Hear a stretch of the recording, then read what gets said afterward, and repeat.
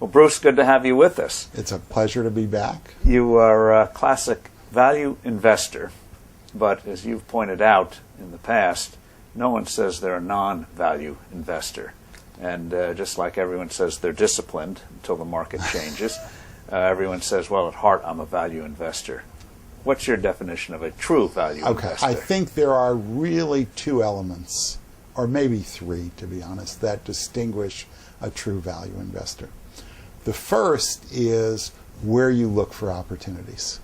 It's just what your orientation is towards finding securities that are likely to do better than the market. Because I think the fundamental fact about investing that nobody can ever forget is that whenever you buy a stock thinking it's going to do well, somebody else is selling it thinking it's going to do badly, and one of you is always wrong. Only in Lake Wobegon can all the managers outperform the market. So you always have to ask the question, why am I on the right side of this trade? And there is a value approach to being on the right side of the trade. And it is now rooted in a lot of work on individual investor psychology. And it is, first, you want to stay away from the lottery ticket stocks. People in every country have always paid for lottery tickets. They've always been crappy investments, and they're paying for the hope and the dream. So you want to stay away from that. Second thing is, like in life as in investing, people are overly averse to what's ugly, disappointing, cheap, and you really want to go there, which is the corollary to staying away from the big upside stocks. And I think the third thing that really value investors are aware of is that human beings are constituted not to think in terms of uncertainty. If they think there are weapons of mass destruction in Iraq, they're sure there are weapons of mass destruction in Iraq. Nobody thinks it's a 60% chance. If they think it's a good stock, they think it's a 100% chance if it's a good stock. If they think it's a bad stock, they think it's a 100% chance it's a bad stock. What that means is that the good stocks are overbought and the bad stocks are oversold. So the first thing a value investor is not just being squishy by saying 70% chance of rain. Unfortunately, he's being accurate because there is never a 100% chance of anything. So you want to go where all those factors lead you, which is you want to look for ugly, disappointing, diseased securities where you have a sense that the disease is more than built into the price, which ultimately means cheap. And that's the first thing that distinguishes a value investor. The second thing is that... So in essence, you're saying emotions are your enemy. Emotions are absolutely your enemy. You want to be a certain kind of mutant who is just completely different in their orientation to what's an attractive investment for the rest of the market. The second thing is that you want to have, even then, when you come to look at these securities, because some of them are terminally ill, you want Some to of have... them are really diseased. Right, are really diseased. And those you want to avoid. So what you want is, you want a better methodology for figuring out what this security is worth. And that's where you go back to Ben Graham and David Dodd.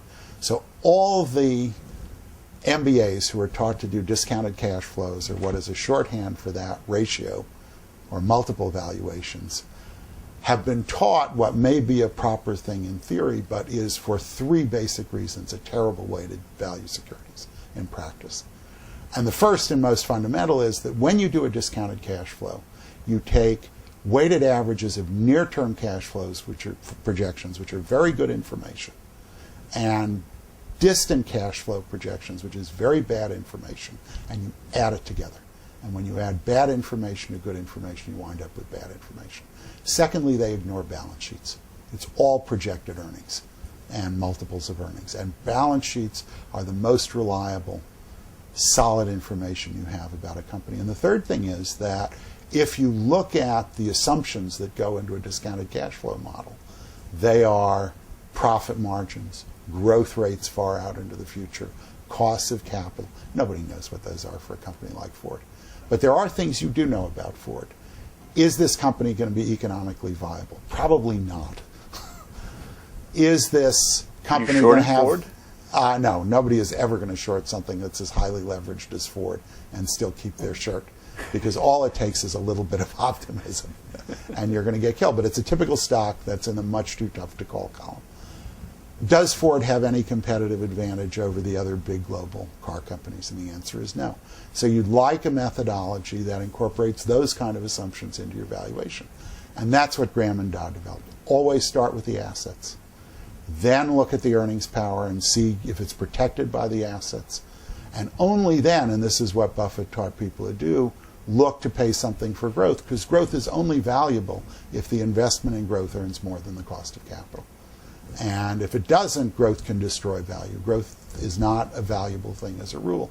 So if you're going to buy that, you better be very sure of the franchise being. Before getting into... So that's really what constitutes Before getting a into what you look for, like barriers of entry, you just mentioned something, growth invites competition. Can you elaborate on that? Absolutely. I mean, opportunity invites competition.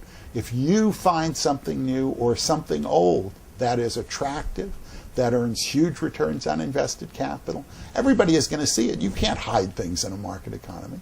And if you're not protected by economies of scale, by captive customers, or by patents and technology that's not available to the rest of the world, you're going to get copied.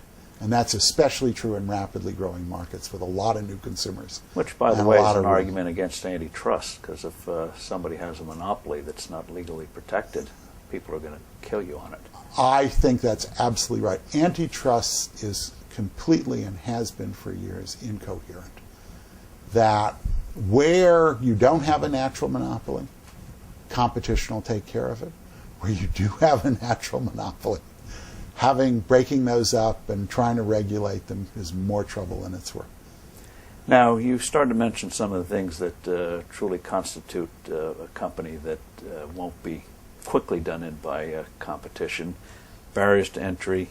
You have three others: supply, demand, economies of scale. Can you quickly go through those? Barriers to entry are exactly the same thing as incumbent competitive advantages. Because if you're the newest guy has the competitive advantage, it's just hyper competition.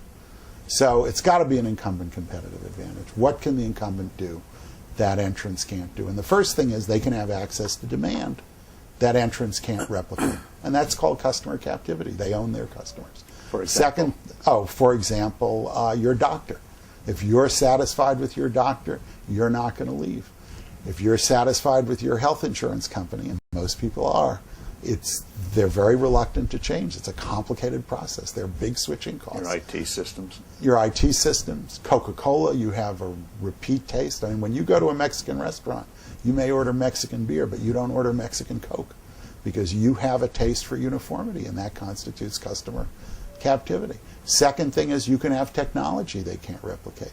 Patents or some sort of process factor that they can't replicate, or some particular very specific asset like a terrific mine that they can't replicate.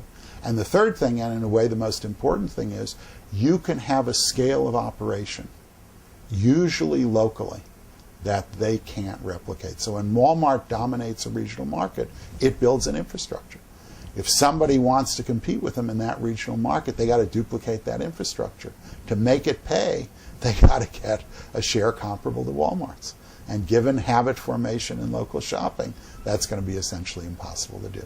And those are the three basic competitive advantages. If you don't have those, and information is also an advantage in financial markets, but in most markets, if you don't have those three, you make a bad mistake to pay for growth. So why did Wall Street do so well? Huge profits and a lot of bright people around. Right. And the question is, did Wall Street do that well? If you take the losses, what Wall Street does is, and I think a good example is AIG. AIG makes a lot of money while they're writing these derivative contracts that are essentially insurance. If I'm an insurance company and I write an insurance policy on your house, I have to reserve against the losses. Sure. If I'm a financial company and I write a policy against your portfolio, so I write a credit default swap that if the market falls apart is going to go way up and protect your portfolio, I don't have to reserve against the losses on that. I write the whole premium as profit. Well, if insurance companies did that, in the good years, they would make unbelievable amounts of money. And then they go bankrupt in the bad years. And guess what happened to Wall Street? So doesn't that argue that, like rules of the road, I mean, when cars came along, you had to put in, rules, you don't drive when you're drunk, speed limits and the like, when derivatives like credit default swaps